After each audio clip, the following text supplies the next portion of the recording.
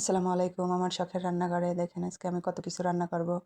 আমি প্রথমে ভাত বসায় দিছি। এখন আমি মূলের শাক ভাজি করব। এর জন্য শাকটা আগে সুন্দর করে আমি ভাপ দিয়ে নেব। এই তো আমি এখন মাছ রান্না করব মূলা দিয়ে, ছোট মাছ চটচটি করব।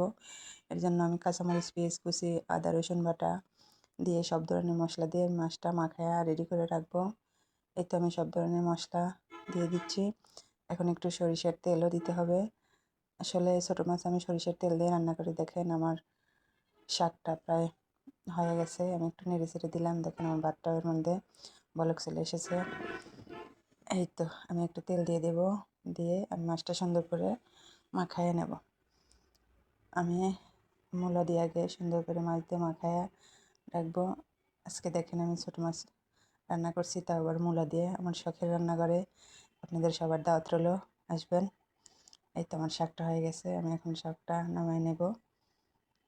আমি এখন মাছটা উঠাইয়া দেব। এদিকে আমার ভাতও দেখেন প্রায় হয়ে গেছে। আমি এখন মাছ তরকারিটা উঠাইয়া দেব। এই দেখেন